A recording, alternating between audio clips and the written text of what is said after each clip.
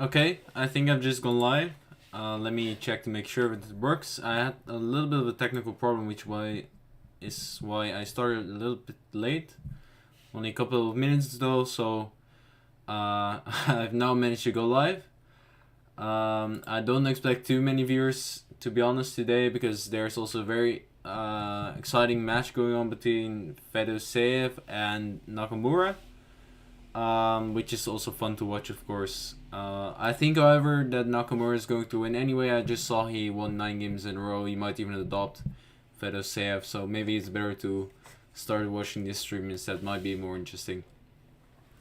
And the stream of today will be about the Volga Gambit, and it's a very interesting gambit. I don't think that these days it has a very good reputation anymore.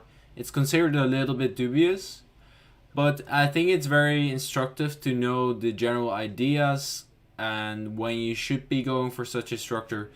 But let's first see what is the Volga Gambit and how to get there. So this is the starting position of the Volga Gambit, and it starts with the moves 1d4, knight f6, c4, c5, attacking his pawn on d4. In general, white doesn't want to exchange the d4 for the c pawn, so the most critical response to this is d5, gaining space in the center. And now black hits the center with the move b5, sacrificing a pawn for the moment.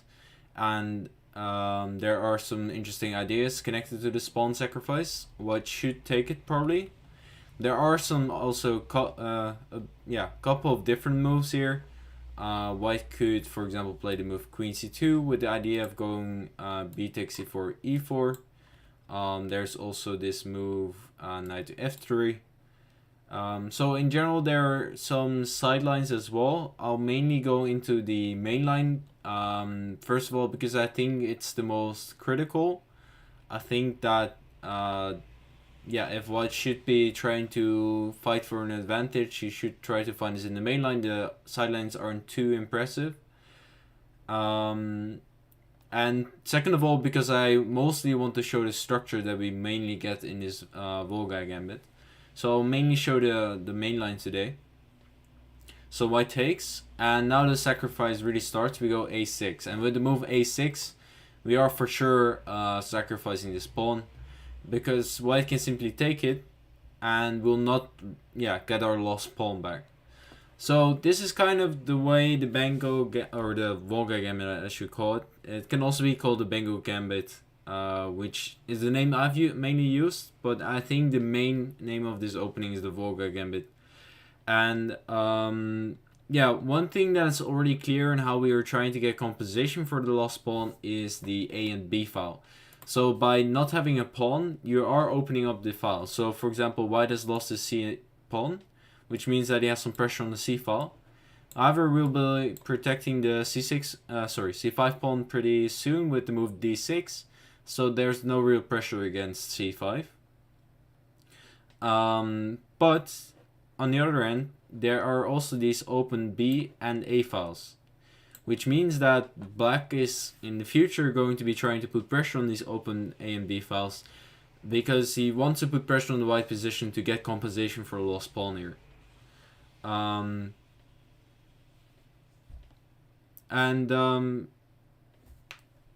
So he's trying to put pressure on the open A and B file, while also wait, let me have a look first. So this is similar to the Benko Gambit, and the reason for that is because it's the same as the Benko Gambit. It has two names basically, so it's the exact same gambit. And another way for black to put pressure on the white's position is mainly going to be the dark square bishop. Right now it seems like this light square bishop that we have is also putting pressure. But in general, the e2 pawn is first of all quite well protected. And another thing is that white will soon be going knight c3 and e4, exchanging these two bishops. So this bishop on a6 doesn't really add a lot of pressure. But our other bishop is going to. Because what we've achieved by playing the move c5 is open up this diagonal. So what we'll soon see is black playing the move g6, followed by playing bishop g7. And at some point you might maneuver the knight to a better square, opening up this diagonal for sure. And connected with, for example, a rook on b8, there will be a lot of pressure on this b2 pawn and this diagonal in general. This is the reason also why you, for example, do not play b5 here. Here it makes a lot less sense to sacrifice this pawn. If we now take it a6 and then take it, I think this is just a much worse version of the Volga Gambit, because, okay, we have this a and b file being opened, but on the other hand, there's no pressure along the long diagonal with this pawn on d4, and yeah, black simply doesn't have composition. So that's why we should be first play the move c5, then after the move d5, we play the move b5 with black. Takes, oh sorry, let's go to takes, a6, takes, and now, yeah, white usually plays the move knight c3, and then we start with the move g6. So let's also talk a bit about why we play the move bishop takes a6. We can, for example, also play the move g6, knight c3, then we can still take it, that would transpose. But actually, what they do these days is they don't take on a6 anymore. They have kind of modernized the Volga Gambit a bit, and they started playing the move bishop g7 instead.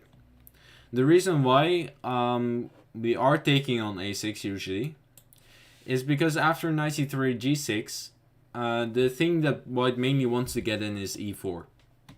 So the moment he plays e4, it's now not that easy or not as great as in the other line, because now we can play the move bishop takes f1, king takes f1, and even though white has the center, he doesn't have his castling rights anymore, which means that it's not really as ideal as in the previous time. So what you usually see here, for example, is that white will be playing as king to g2, and this takes a little bit more time than it usually does when castling. So for example, they usually play d6 to prevent the move e5. Knight f3 happens, bishop g7. And now they will play g3, castles, and king g2. And now it has taken 3 moves basically to castle, while castling usually only takes 1 move. So that's a bit of an upside for black. And another upside is, I'm now going into more general rule of the Volga Gambit, which is in the Volga Gambit, it's a bit strange, maybe for some of you, but the thing you usually want to achieve with black is to exchange the minor pieces. And also, apart from the minor pieces, you should be trying to especially actually trade the queen. And this might feel a bit strange, because we are a pawn down, and usually you don't really want to trade down when you're when you are material down. But I think actually the general rules should be more that you should not be trying to exchange pawns when you are material down. It's not such a big deal to be exchanging pieces. It's more of a big deal to be exchanging pawns. Oh, sorry. Actually, it's the other way around. Sorry. So, no, in general, you should not be wanting to exchange pieces, but in this type of situation, we actually do. The reason for that is because one thing is that if we have a look at the structure, white does have 2 center pawns. And the 2 center pawns secure a space advantage for the white side. So, because white has this space advantage, we have more space for our pieces to be maneuvering when there are less pieces on the board. So we want to exchange pieces so that our other pieces have more space to be maneuvering. We saw this last week as well when I did a video on the stone wall. In the stone wall, white has a little bit more space. So it would be great if we exchange minor pieces so that the other minor pieces that are still left on the board have more space to be maneuvering. So that's also one reason why it's quite nice to be exchanging the light square bishop, simply because we have less pieces on the board so that our other pieces are more able to maneuver around. So this is the main line of the Volga Gambit. I think you'll face this the most if you start playing this Gambit with black. And I think it's also the best way simply to play it with white. Because objectively speaking, I do think this leads to an advantage for white. And that's one of the reasons why the Volga Gambit is not seen that often anymore these days. And yeah, it has lost a bit of popularity. But let's say you are not any top grandmaster. Your opponent might not be aware of the theory, and apart from that, he might not be aware of how to really play these positions. Because what you usually get back for playing a line that is objectively not too great is a surprise weapon. By playing something that is not played as often, which is the Benko Gambit. The Benko Gambit has lost some popularity, and in general is not one of the main openings out there. The upside is that your opponent is not really aware of the theory, probably hasn't really rehearsed it, and also he doesn't have too much practice in these positions. So if you, for example, only start playing the Volga Gambit while your opponent just plays 1d4 all the time, you will not get the Volga Gambit very often while you are always playing it. So you have a lot more experience, and especially more experience than your opponent. So you'll play these positions a lot better, and that will make up for it not being objectively sound. So that's what one reason why I think it makes it okay to play this opening. So white should probably play king g2 here, and yeah, black plays knight to d7, and white has a couple of moves here, and basically a couple of setups. And I think at this moment that black is fully developed, he really should start choosing a setup with which he would like to play. Because he doesn't have his pieces on their best squares yet. He's still about to do that. So he still has to choose a setup with black. And I think that's why the next move by white makes a lot of sense, and why it makes it the best move in this position for white. I think objectively speaking, the best move is a4. The reason for that is because the pawn on a4 grabs a little bit of space, and also it's simply a very useful waiting move. And basically what white is waiting for is for black to commit to his setup, and then white can try to find the best setup against that. So let's go a bit into the setups that black can choose. So I think there are three main moves in this position for black. One is Rook A6, another is Queen B6, and the other is Queen A5. And all ideas have the idea to put this Rook on B8, but the setup of the other Rook and the Queen is a bit different. The idea behind putting the Rook on A6 is to be it's a bit weird. But one of the ideas is to protect this d6 pawn. Because after playing Rook a6, we want to put our queen on a8 to put pressure on the a file. So we have queen on a8, rook on a8, put pressure on the a file. But also it does is put pressure along the long diagonal. So this queen makes a lot of sense on a8 actually. It looks a bit strange, it looks a little bit passive. But the queen on a8 actually makes a lot of sense. Because there's this slightly vulnerable king on g2. So in the future, one idea that black has in this setup is to push for e6. After we've pushed e6, white can take, and then, so let's go into such a scenario, for example. So let's go into queen c2, queen a8. Let's say white plays knight b5, rook c8, preventing this knight c7 threat, bishop d2. Now black can, for example, go for the move e6. And after it takes, we can see that black is exerting a lot of pressure on the e4 pawn. And with the king being on g2, this is a little bit awkward, because there are simply some weaknesses around the king. And this can lead to some counterplay for black. So this is one setup that black has after this move. In general, in this position, this is one of the setups that black can choose. It's not specifically after the move a4, but more of a general setup. Instead of rook a6, I also talked a bit about the other setups, or named them. I'll not go in a bit deeper into the setups. So one is the move queen b6. After this one, we still have the move queen a5 left. After move queen b6, and the idea is simply to go rook b8, and then be putting pressure on the b2 pawn. However, with the queen being on b6, it's not so easy, because it's protected with the bishop, so you can never really take it with the queen. So that means that we need to start maneuvering our other pieces as well. So white can, for example, play the move queen c2. Now black can go rook b8. And now black has got his rooks and queen basically on their perfect squares. It's not so easy to still improve them from now on. And we do not create threats with black just yet, which means that we need to find other ways to put pressure on the white position here. And it basically means that we need to start improving our minor pieces.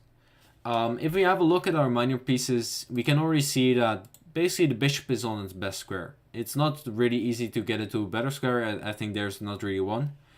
And on this g7 square, it will be putting pressure along this diagonal, which is where we want it. So the bishop is already great. So that means that we should have a look at our knights. Oh, sorry. So we should be improving our knights, and we need to find great squares for them. So right now we can see that this knight on d7 doesn't really have a great future, because it can never really go to e5, because then we'll take it. Let's say white plays a waiting move, or yeah, simply a useful move, and we go knight e5. We don't really ever want to do this, because by going for this structure we basically blocked over a bishop. So this e5 square is not great at all for a knight. And any other square it doesn't have yet, but we can create a square. So one idea for black in this position is eventually to go c4, followed by knight c5. We have to be a bit careful with this plan, however, because one thing the c4 move always does is weaken the d4 square. So you need to be very careful with the move c4, because for example, white can play the move queen, knight b5 here, and first of all, this pawn is a little bit weak, so you need to time it quite well. And second of all, if you start protecting it, for example, you can already see that the pieces will start jumping in. For example, bishop b3 happens with a tempo on the queen. Let's say the queen moves back, and then the knight could perhaps jump in. And the reason especially why you should be a bit careful with the move c4 is because of this knight jumping into d4 and then jumping into c6. The knight is not especially great on d4, but it will be very, very strong on c6. And on c6 it will have a very, very nice outpost. It will be very difficult to deal with. So you should time this c4 break very carefully before you do this. So right now, move 14, for example, in this position, it's not so great yet. But we'll keep this maneuver in mind for the future. And then we have one more minor piece left that we haven't talked about yet, which is the f6 knight. And basically right now the f6 knight has two squares that make some sense. One is g4, and the other is a slightly passive looking e8. And both of them are quite typical maneuvers actually in the Volga Gambit. First of all, eccentric horse, this is this gambit has two names. One of them is the Volga Gambit and the other is the Benko Gambit. So it has two names. Fernando, you can watch this on Chess24's YouTube. You can watch this live, but you can also rewatch this on the Chess24 YouTube channel if you find the time later too. You cannot ask questions anymore because it's not live, but you can rewatch this. So. And you don't actually even need to be premium to Chess24 to rewatch this stream. So let's go into the f6 knight. It can go to e8, it can go to g4. So let's start a bit with knight g4. Where is the knight heading to? It's quite simple. It wants to go to e5. And it has a bit to do with something I've talked about before, with black wanting to exchange the minor pieces. Because once we start exchanging minor pieces, we find more space for our other pieces. So for example, if we go back one more move, we can see that actually we might have a knight too many. We might be better off having exchanged one more knight. because, for example, this knight cannot jump to f6. Simply this knight on d7 doesn't have any great squares right now. And also, for example, if the knight on f6 would be gone, we might actually jump to e5, because after the knight takes, we could take it back with the bishop. So having exchanged one more knight, we would have more space. While if the knight on d7 would have been gone, then a potential move could, for example, be knight to d7. So as we can see here, for example, it makes also some sense to exchange over the minor pieces, because then the others have more space to maneuver. So a move that makes sense is the move knight g4. Going to e5. For now, I'll also go a bit into the Perunovic lines. I wanted to do that after this stream will last a bit more. I'm first going into the main line, but I'll talk a bit about the Perunovic lines after. So we go knight g4 here. But we have to be a bit careful, because white can, for example, play the move knight to b5. And this is one reason why you might want to go for the other maneuver with the knight to e8. Get rid of the knight on b5. And if you play knight to e5 right now, white could, for example, consider the move knight takes, and it's not... sorry, didn't want to do that. So one thing we could consider here is the move Rook A3. And this position is slightly annoying for black, because it's so hard to get rid of this knight on b5. White is preparing to go b3 to stop any c4 break. And if white manages to go b3, it has simply a very good blockade. You'll improve the bishop to this diagonal. At some point he can start pushing f4, and after that he can push e5. Which is basically the long-term strategy for white in such positions, is that he doesn't really have any breakthrough, he doesn't have any open files to be playing on, so he wants to create one. He wants to go f4 and eventually e5 to open up this e file, to start attacking the d6 pawn, and simply to gain more space. So we need to be very quick with black to stop white from getting this setup, and yeah, we need to be very quick to create some dynamic chances, because otherwise we're simply down a pawn. You have to create this counterplay for this lost pawn. So I think a maneuver that might make sense right now is actually the move knight to e8. And then whenever the knight appears on b5, we can, for example, go knight c7. And we can exchange these two knights. And now again this b file is being opened. We still have this c4 knight c5 idea. This diagonal for the bishop is opened up to create counterplay on. The a file is still open.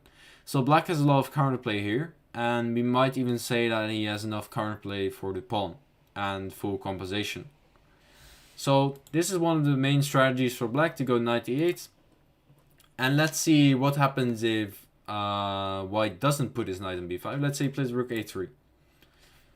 Now what black could do is play the move knight c7 anyway. And one thing that is clear is that this knight is not only targeting the b5 square, but it's also targeting the a6 square.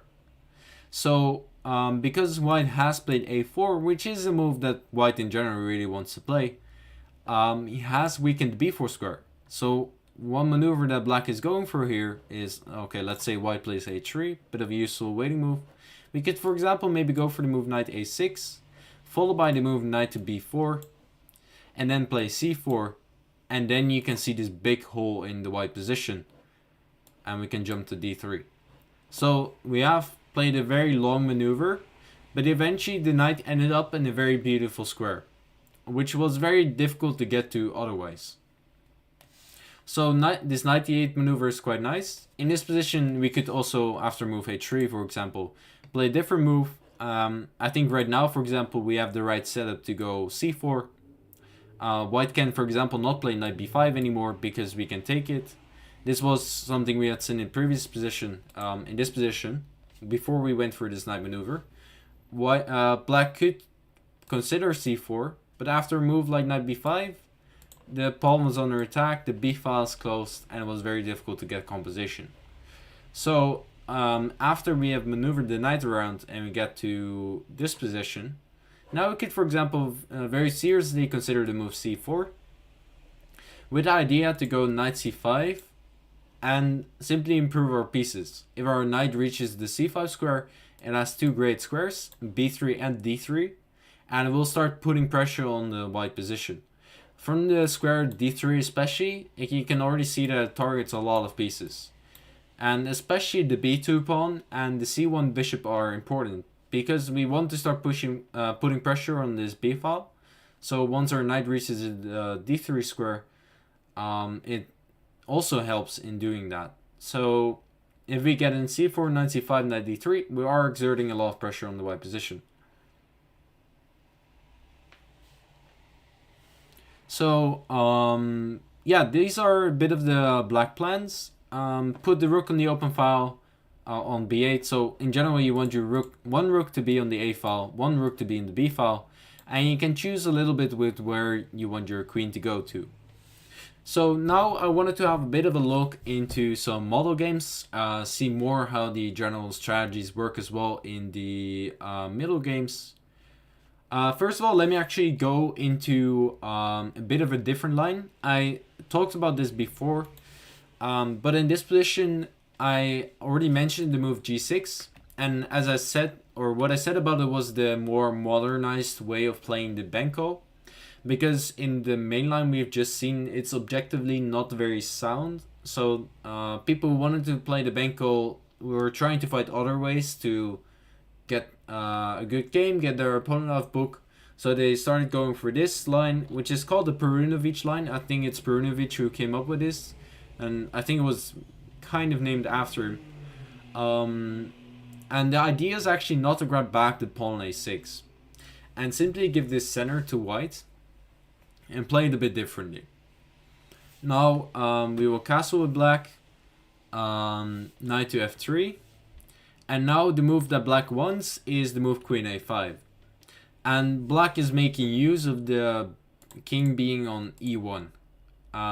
So right now one thing he's threatening is to play knight takes e4, and white simply has to deal with this. So he can play bishop d2, makes a lot of sense, hinting back at his diagonal. And now black will play bishop takes a6, and this is slightly awkward for white, because now if we take on a6, black can take on a6 with the queen, and again we have a bit of a problem with our king because the king is cut off, so we're not able to safely castle yet. So in order to do that, the move that makes sense is queen e2. But one thing that black is really trying to achieve, usually in the Benko, is exchange the queens. What if black wants one piece to be exchanged in the Benko? It's the queen. So black is very, very happy right now that he is able to exchange. He can play, for example, the move d6, contributes to his center a little bit. And yeah, basically the queens will swap off, and in this endgame, black will be putting pressure on the queen side. One reason I would say why black is so happy to exchange the queens is, for example, we saw this in the main line a little bit. So let's go into the mainline position, which I had. If we compare the two queens from the white and the black side, this queen on c2 is protecting a lot of pawns. The e4 pawn is protected, the a4 pawn is protected, b2 is protected. So this queen does a lot of good work. Meanwhile, the queen on b6 is not actually doing that much. It's putting pressure on b2, but the queen can never ever take on b2 because there's this bishop protecting it, and the queen is a lot worth more than this bishop.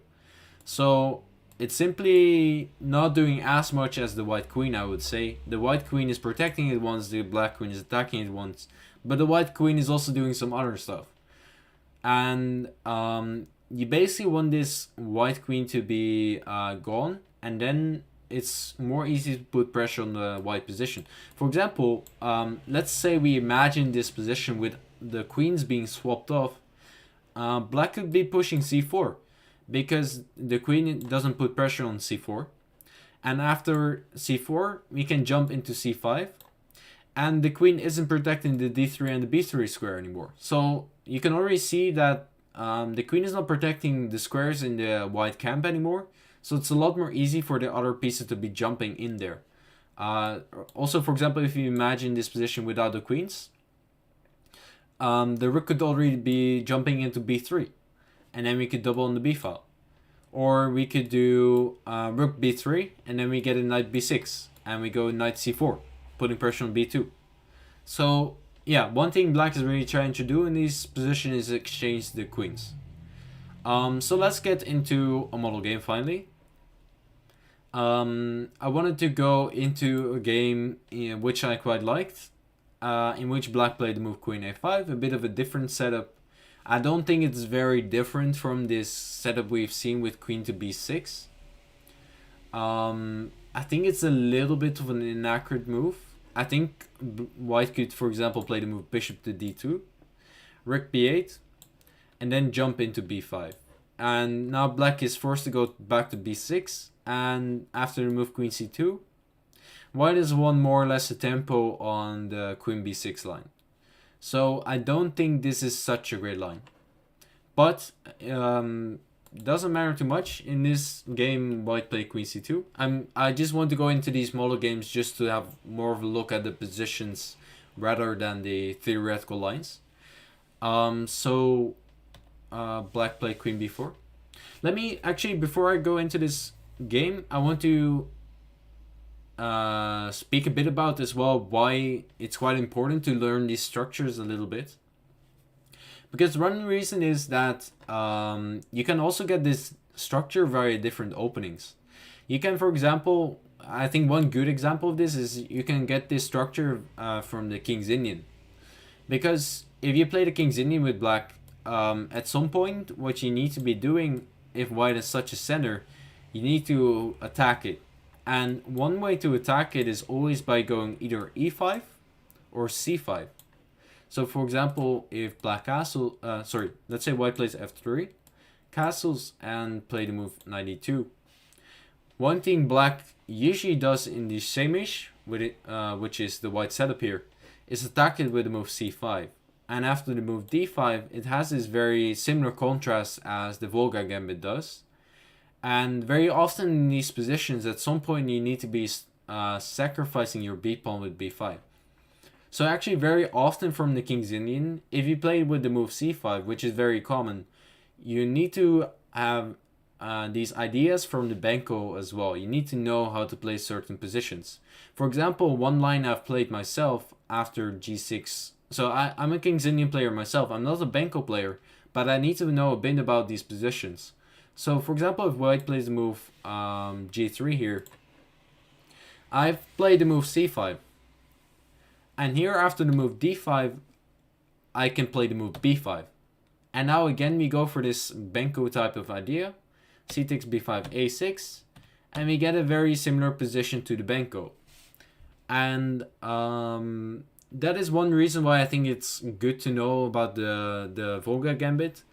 And the reason for that is because it's a structure simply that can arise from different openings as well. So now let's finally get into this model game I wanted to show. So it started with queen a5 in the main line, queen c2. Black played queen b4, putting pressure on e4 and b2. White tried to get rid of this queen with bishop to d2, but it's not so easy because with the queen on b4, basically what happens is that we can never really remove the knight because black will be taking on e4. So after the move rook b8, we cannot really go knight b5 because then black takes on e4 and we lose our center pawn, which we don't really want. So instead, white went rook b1, protecting the b2 pawn. And now black played a very instructive move, I think. White is, first of all, let's have a look at what white's idea is here. And I think the white idea, or partially, is to go b3. Then have this pawn protected on b3. And eventually to go knight b5 and maneuver around our pieces. It's not so easy yet to achieve, but I think it would be a move that white would like to achieve. Also, simply white had to protect the b2 pawn because black was threatening right now to go queen takes b2. So you had to play rook b1. And a very instructive move, I think, is the move queen to b3. And why it's so instructive is that it shows that black is very happy to be exchanging the queens. And it also shows one way to do it.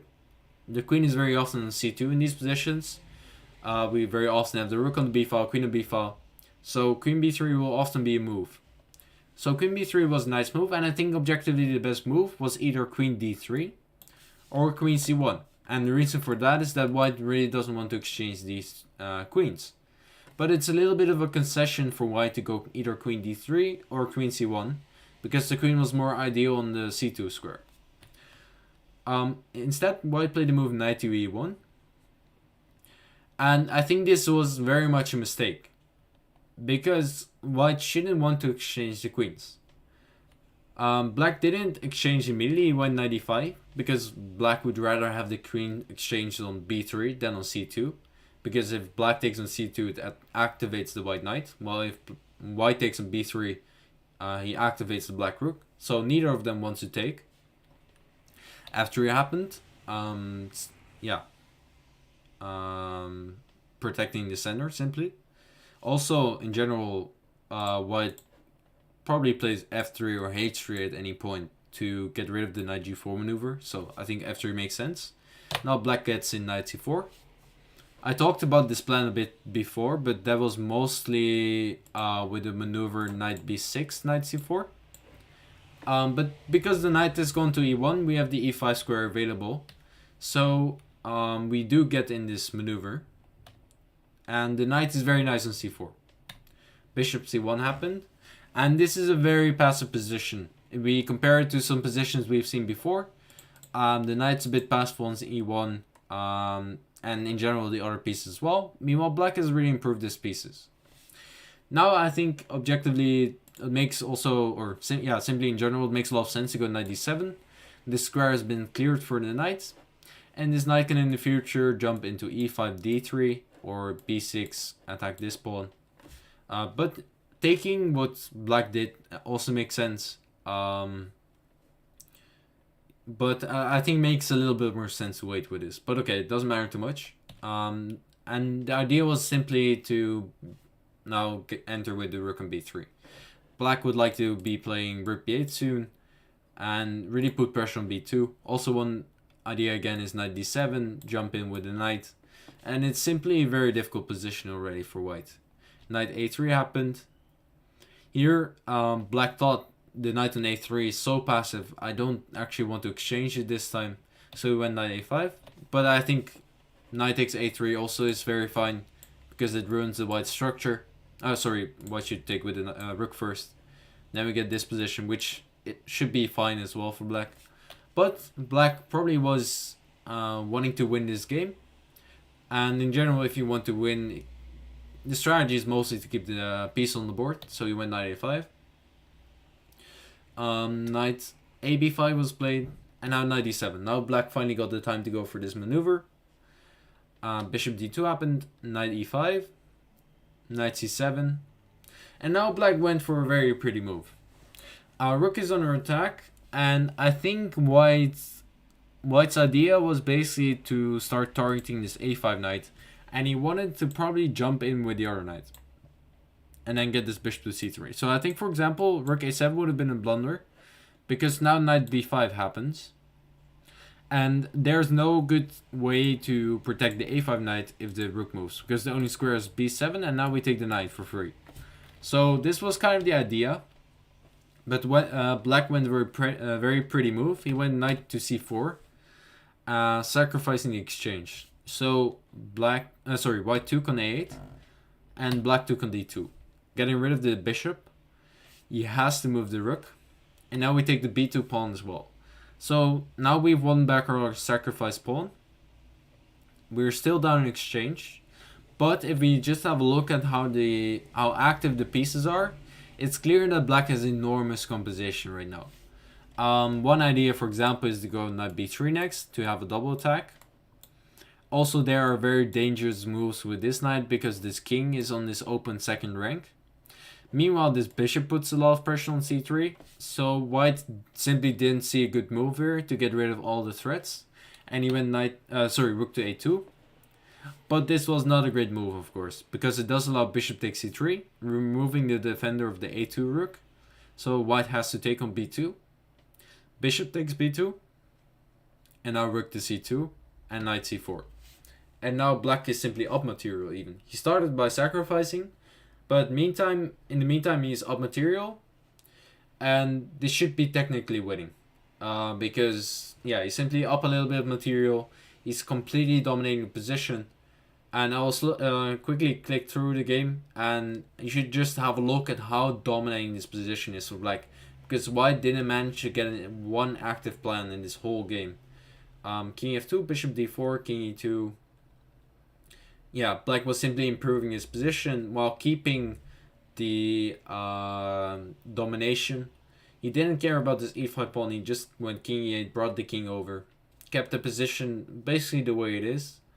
And yeah, at some point he started pushing the c pawn, and you can still see that white has simply no active plan at all. King e2 happened, c3. There's not a move that you can make, and at some point white was so dominated. I really like the way black played it. First he allowed white to come to e6, then he answered it with f5, then white to try to open it up with g4. He didn't open it up. Then g5 happened, trying to still open it up, but he simply doesn't care. He just keeps everything closed. And yeah, he then sacrificed this knight, but it was to no avail. Black was simply up too much material, and 10 moves later, white resigned. So this was a very nice game by black. I want to now show a little bit of the ideas in the next game for the white side, because we also should have a look at how white should play his positions, not only from the black side.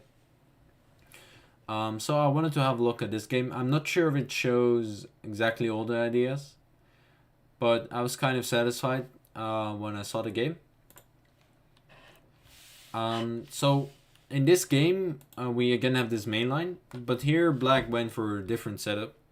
He went for the setup with rook a6, with the idea to go queen a8 and put pressure on the long diagonal.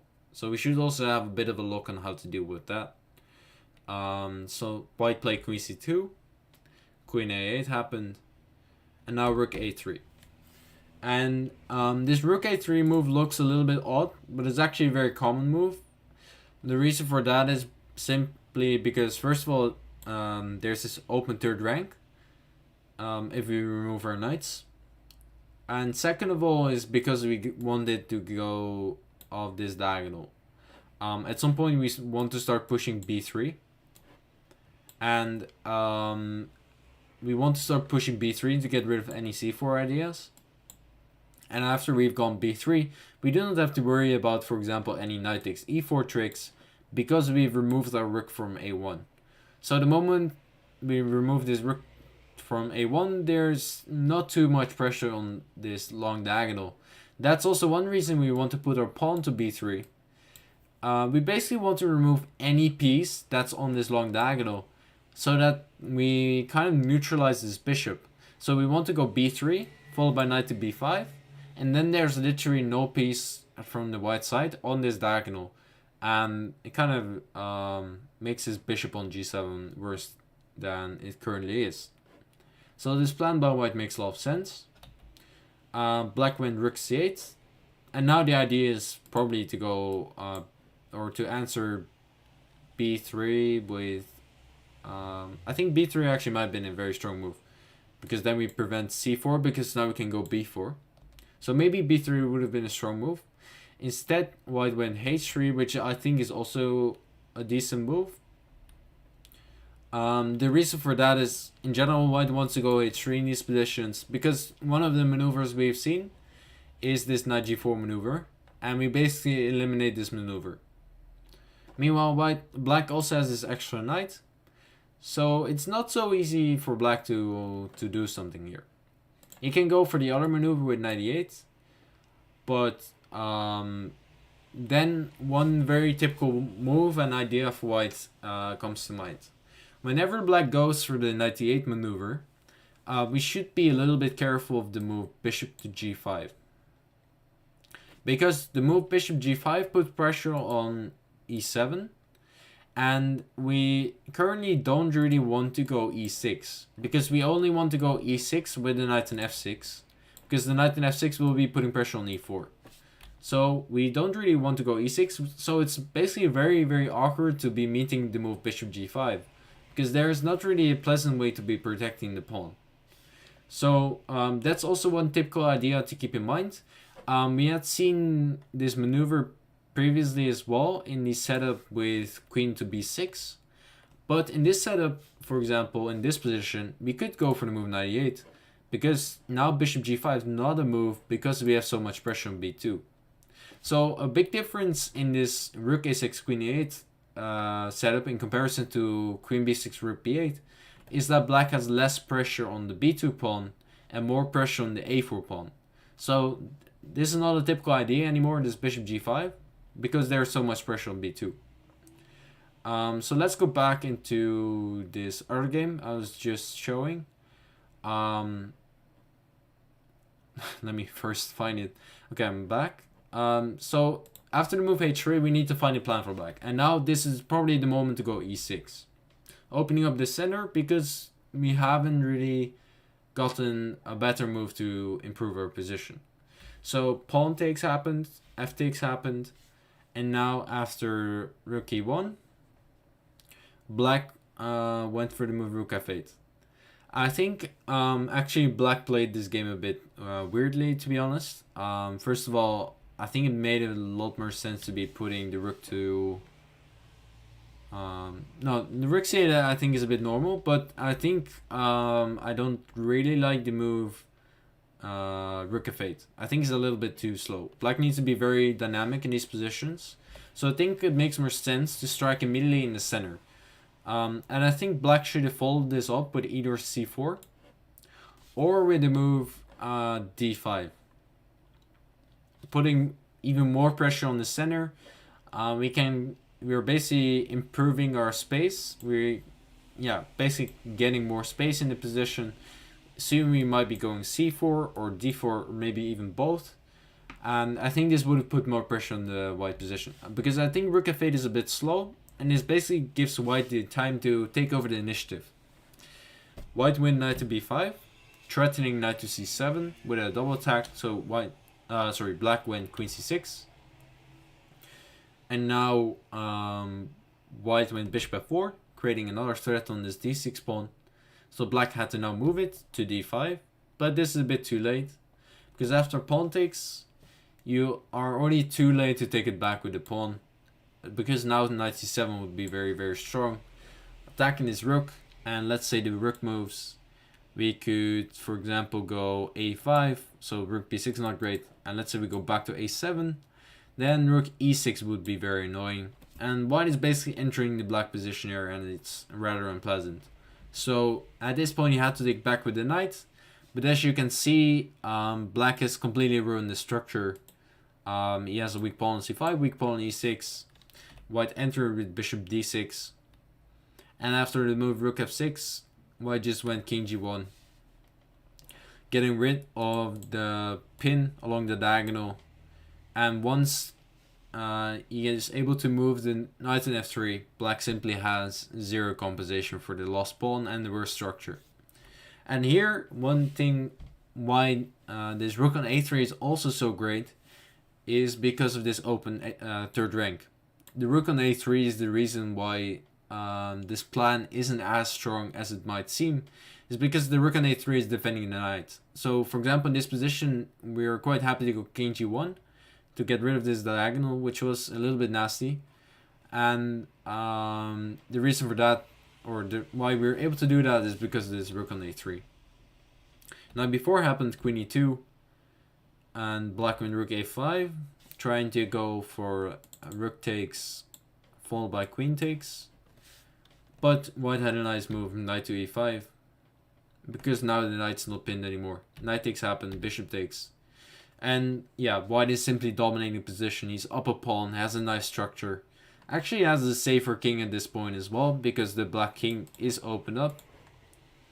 And it's simply winning at this point. After Rook F5, a lot of exchanges happened, and white was up 2 pawns, and yeah, eventually simply converted this. So this shows a little bit of how things can go wrong for black as well if you do not play it as dynamically as you should be. I think black went wrong the moment he played one passive move. Rook F8, okay, it's not a passive move, but it's simply not the move you're supposed to play, because you really have to go for initiative. You have to play it very dynamically, so you need to strike as early as possible. And Rook F8 is simply a little bit of a slow move, and it allowed white to gain another tempo and another tempo, and white was suddenly doing great. So instead he should have striked earlier with the move d5, and now he does get very interesting composition. I think, for example, also c4, maybe a move, and then would have been a bit more of a mess than the game actually was.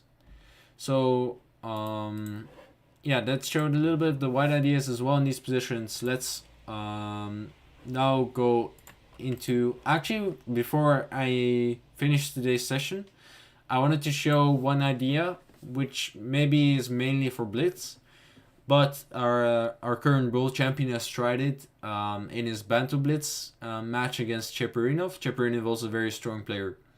Magnus played the move Queen to c8 here. And the reason why it's a nice move, especially in Blitz, I guess actually mainly in online Blitz, is because, yeah, white very often simply has g3 pre-moved here. And the only reason why Queen c8 might make sense is if white plays g3. Probably if white would have started with a move like h3, I think what Magnus would have done is play bishop g7, g3 castles, king g2, play something like knight d7, and then either go queen a6 or queen b7 and go rook f8. And he gets a very typical Volga Gambit. And actually, I think it's very decent for black, because white has slightly wasted the move on h3. In general, it's a logical or useful move, but it's maybe a bit too early. And this queen on b7 also exerts a lot of pressure. So it's not really like black has wasted a move like this to get his queen on the b file. He could have gone to b6 in one go, and now he spent 2 moves against his queen on b file. But in general, the queen is better on b7 than it is on b6. So it's not like black wasted a lot of time, because it's a slight improvement over the normal lines. And I think if we compare h3 to queen b7, queen b7 should be useful. So I don't think this queen c8 move is actually that stupid. So white went g3, and now the idea is revealed. Now he goes queen h3. And after king g1, black doesn't really have any sort of attack. But that was not the idea. The idea was mainly that this queen on h3 is very annoying, and it's not so easy to get rid of. Because if we keep in mind that white actually doesn't want to trade queens in these positions, it's especially hard to get rid of. Because after, for example, bishop g7, we cannot really play the move queen to f1, because then black is very happy simply to exchange. And even though white has gotten rid of this queen, he has exchanged the queen. So black is very happy right now. Just playing something like castles, and then either knight a6 or knight b7, followed by rook b8, and yeah, very playable position. So instead, Cheparinov went knight g5, but now Magnus went for the move queen g4, and simply he wants to exchange the queens once more. If white gains the tempo with f3, we'll probably drop back the queen all the way, and simply claim that this setup with f3 and knight on g5 is kind of awkward. The knight's really not ideal on g5. At some point, it has to go back to h3, so it's not really great for white. So instead, Cheparinov went king g2, but he did allow the queen exchange. So at this point, Magnus was very fine. He went knight a6, f4 happened. F4 I think is a logical move, because he's preparing to go for the break e5. And so the next move by Magnus also makes a lot of sense. If white is able to go e5, he's very happy. So Magnus goes knight d7, preventing e5. Knight to f3 happened. At some point, white would like to push e5, and the knight on f3 will maybe make white able to do that. And also the knight on g5 was not very nice. Black castled. Now bishop d2 happened, and now rook b8. And black has simply a very nice endgame right now. A lot of pressure, and it's simply very difficult to keep the position together. You could play a move like rook b1, but then what happens is probably knight b4. And now knight c2 is a threat. The knight's jumping to d3 as well. So very awkward position. Instead, white went for the move rook a b1. But the rook should in general be on the a file to be protecting the a pawn. So this is really not a great setup for black. Great setup for white. And now Magnus went knight b4, putting pressure on the a pawn. The a pawn moved to a4. But it's a very weak a pawn already. It's not protected anymore with the rook. And at some point maybe black can give up the bishop to get rid of the defender and then simply take it. Instead, Magnus went for an interesting move. I think what would have been quite strong is, for example, to push simply c4 and then start jumping in with the knights and gain a beautiful position. Instead, Magnus went for an interesting break that is actually kind of typical for the Volga Gambit. He went for the f5 break. And the reason why it's so typical is because black wants to undermine the center, and especially this d5 pawn. He's soon going knight to b6, for example. And because there will probably not be any pawn on e4 anymore, it's very difficult to protect d5, especially with this pressure on the c3 knight as well. So this f5 moves one to remember. E takes f5 happened, g takes f5, and now b3. Knight to b6, putting pressure on d5. And here, white made a mistake. He should have probably given up on this d5 pawn, because he's going to be losing it at some point anyway. There's not really a way to save it. Knight takes d5 or bishop takes e3, followed by knight takes d5 is incoming. So he should have probably played a useful move like knight to b5, give up this pawn, and then play this position. Maybe some move like king h3, and it's a bit murky still. Instead, white went for the move bishop e1, and he basically gives away tempo. Because black took on c3, and then when knight takes d5. Gaining another tempo on this bishop, the bishop went back, and knight c6. And now black is fully dominating the whole board. White can't really do much on the king side. Black has basically all the center pawns. He has got a c, d, e, and f pawn, so huge center, which will come storming down the board. And he still has this pressure on the a and the b files.